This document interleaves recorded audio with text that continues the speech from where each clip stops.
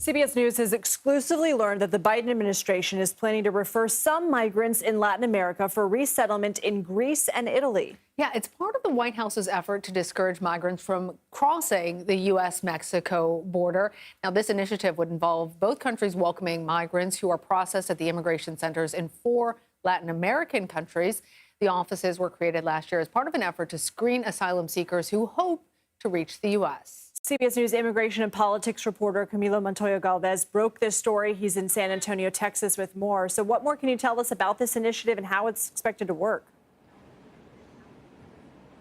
Hi, Lindsay and Lana. That's right. The Biden administration, as we speak, is currently preparing to refer some migrants in the Latin America region to be resettled in both Italy and Greece as part of this broader effort that you mentioned to deter illegal crossings along the U.S. Mexico border, which, as you know, have reached record levels over the past 3 years. Last year, the Biden administration created these immigration processing centers in 4 countries in Latin America to screen migrants who wanted to come to the U.S.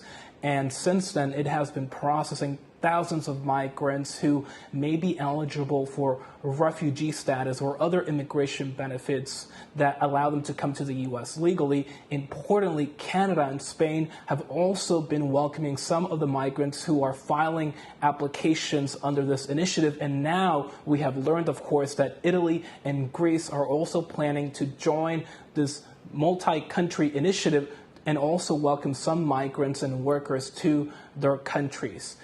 The idea here, Lindsay and Lana, is to deter illegal immigration at the U.S.-Mexico border by offering would-be migrants legal opportunities to come to the U.S. and now other countries. Camilo, I have so many questions about this, but maybe let's just go through some of the logistics about it. How does the Biden administration choose who is going to be sent to Greece or Italy? Does the U.S. government pay for these migrants to be sent there? Tell us more about how this is supposed to work. These are all excellent questions, Lana. There are 4 of these immigration processing centers in 4 countries: Colombia, Ecuador, Costa Rica, and Guatemala. Those 4 countries have agreed to process some of these migrants who would be referred to either the U.S. or these countries that we mentioned, Spain, Canada, and now Italy and Greece.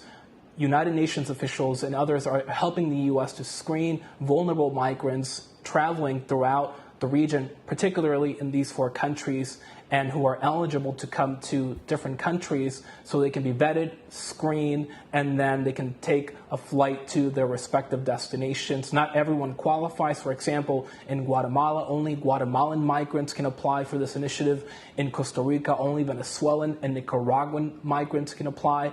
And in Ecuador, only Cubans, Haitians, Colombians, and Venezuelans can apply for this initiative. So there are restrictions, but it is a U.S. funded and driven initiative, and so the U.S. would be subsidizing the transportation and the processing of these migrants because, again, from the U.S. perspective, the goal here is to divert people away from the U.S. border and to other countries or to the U.S., but in a legal fashion.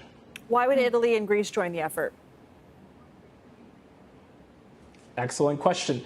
Obviously, Italy and Greece have faced migration crises of their own, with massive numbers of migrants from Africa and the Middle East coming to their countries over the past 10 years or so. Obviously, after the Syrian refugee crisis, Turkey, Greece, and other countries in Europe and Asia face a massive influx in refugees. But both countries, Greece and Italy, for that matter, are in many ways transit countries because most migrants traveling there do not stay there. They're wanting to settle in other European countries, and they're right now facing significant labor shortages and aging populations. And so there is an incentive in both Italy and Greece to attract and welcome foreign workers. So the U.S. essentially would be able to relieve pressure at the border, and Italy and Greece would get foreign workers in a legal migration program. All right. Interesting. Camilo Montoya-Galvez breaking that news for us. Thanks, Camilo.